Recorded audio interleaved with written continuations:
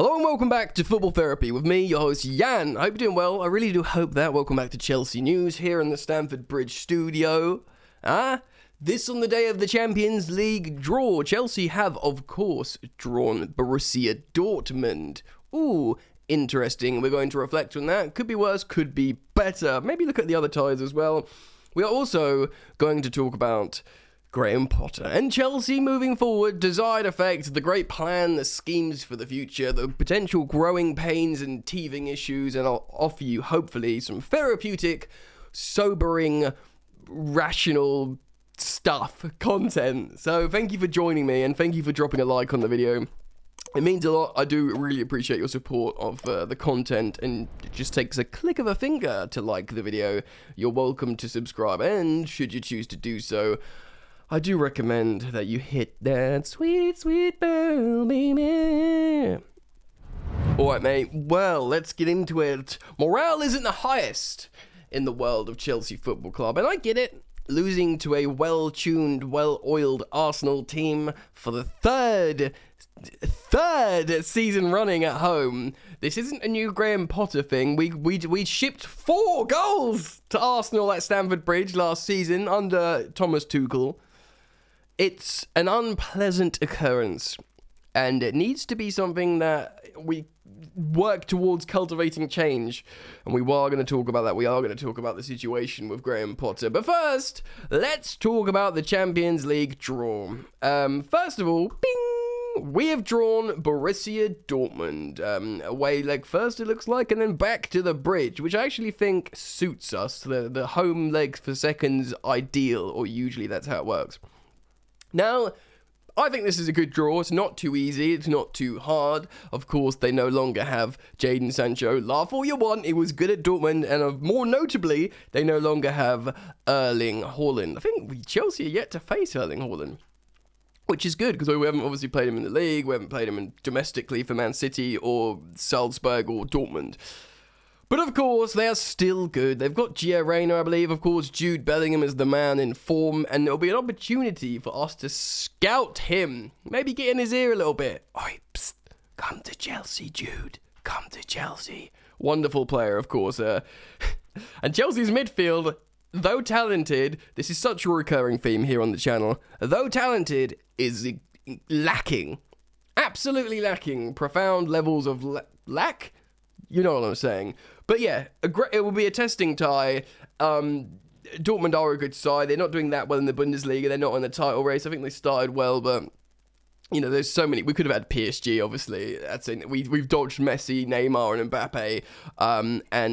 You know, there's a couple more maybe. And of course, teams we couldn't have drawn, but there are loads of lethal teams in the Champions League. Napoli look like they've been the entertainers in Europe. Of course, you've got Bayern Munich, you've got Real Madrid, and eventually when you can face, you know, the English teams, you've got Liverpool, City, etc., etc., etc. Good teams in there, but let's have a look at the draw quickly. So, Man City got RB Leipzig. I wonder if Timo Werner, and well, probably more notably, Christopher Nkunku, who's on scintillating form.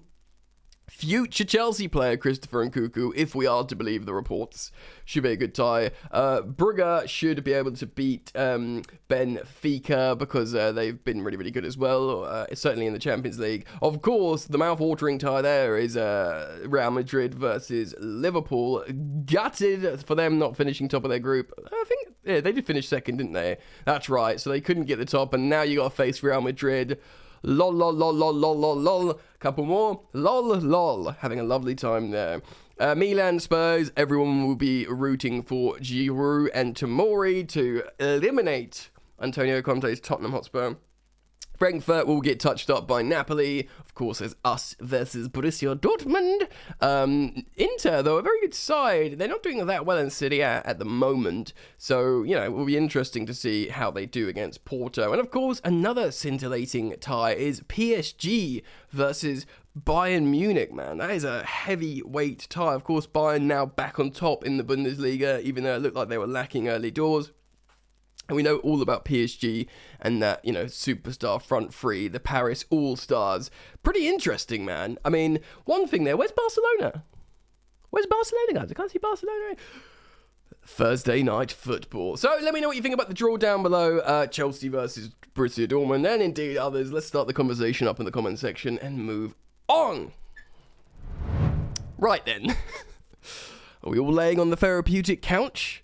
Have we all taken some deep diaphragmatic breaths and we've calmed down our nerves after what was a really quite frankly depressing performance against Arsenal at Stamford Bridge? And if we are ready, let's talk about it.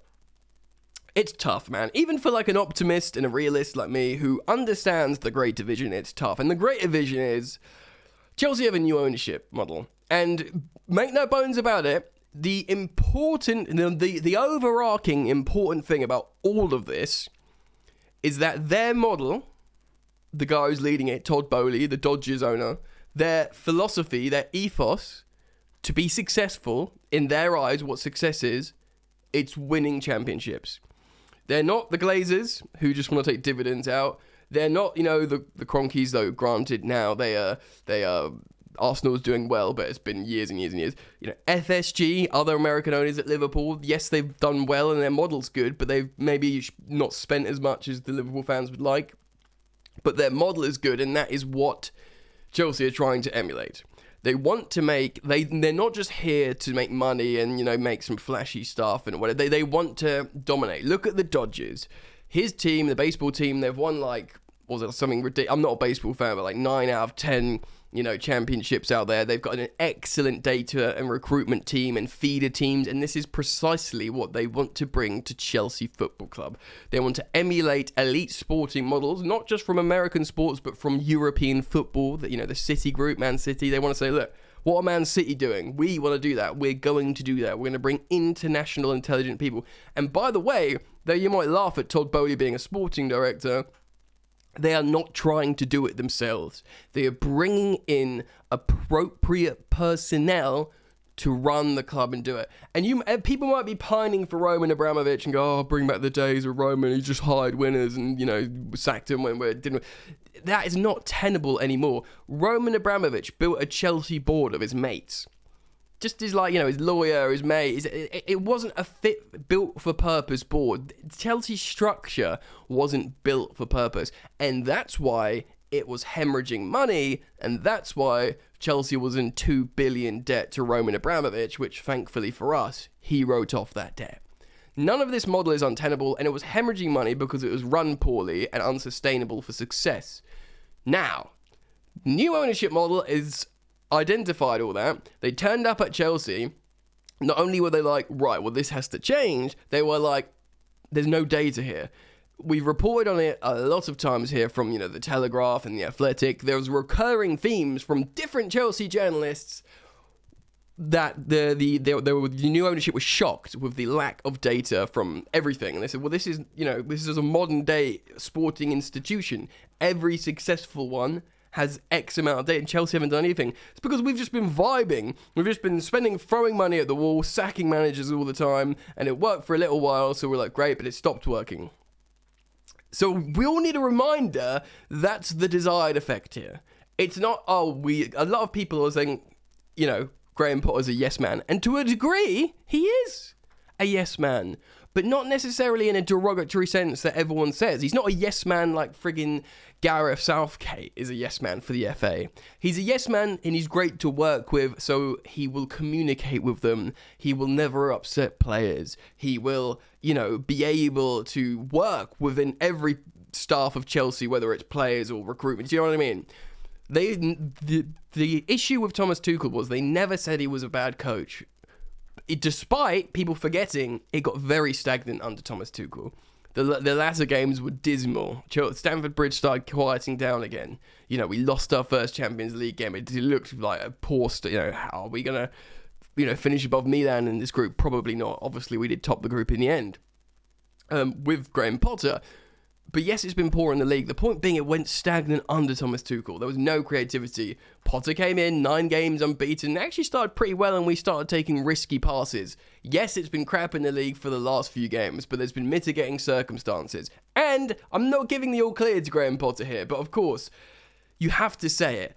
N'Golo Kante, Reece James, Ben Chilwell, Kepa, who was like first choice, Wesley Fofana, who was worst choice, Koulibaly and Kovacic, who aren't fit to start, and all it amounts up. And yes, you come up against a full strength in form Arsenal, who are top of the league. It's you add all those together, it doesn't make it a great opportunity for Chelsea to win, but it's not an excuse because tactically Chelsea didn't have a clue at Stamford Bridge, and that is the understandable issue which people are highlighting. Now that is a valid concern, and we are all entitled to be concerned about that. But the truth is, you snap your fingers and bring Thomas Tuchel back, it's not moving forwards. The stuff I said at the top of this segment about developing this new machine that's sustainable long term, they couldn't work with Tuchel.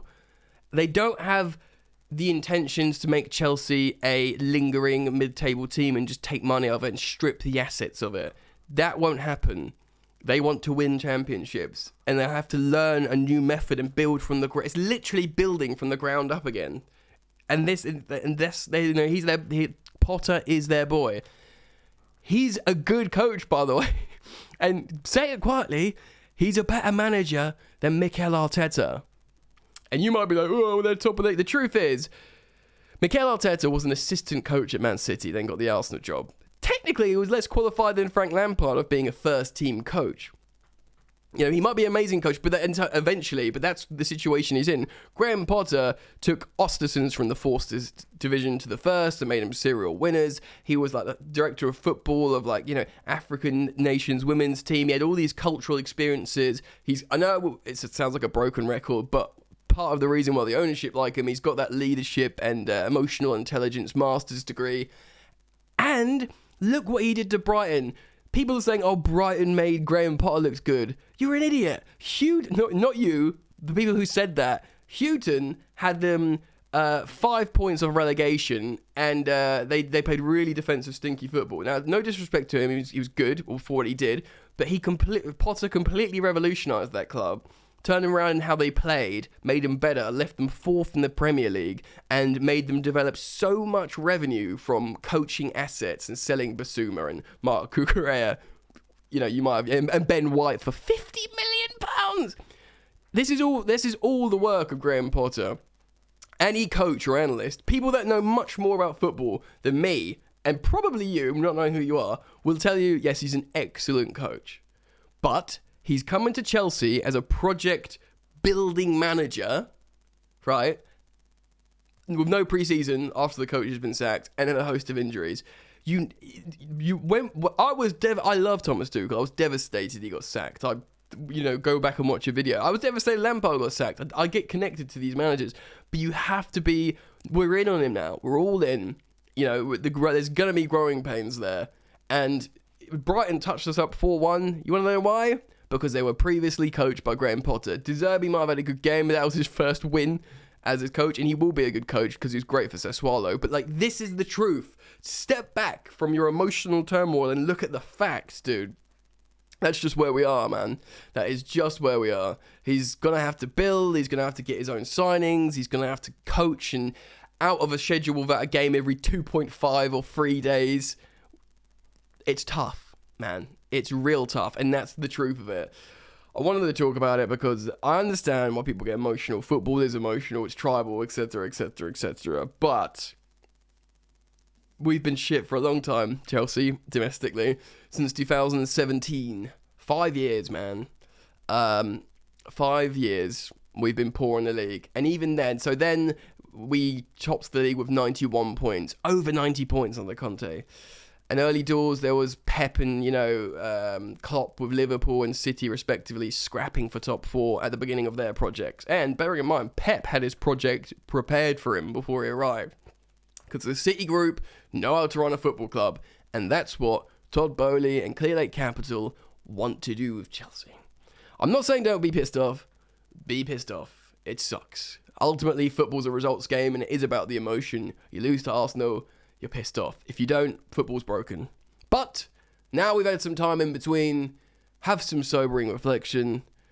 Hopefully we can take a deep breath and think about, I hate to say it, the process. Guys, Let me know what you think, though. Thanks for joining me today. Please do drop a like on the video. And, yeah, subscribe if you're new, if you want to, etc., etc. But I look forward to reading your comments and seeing you guys very soon. Peace.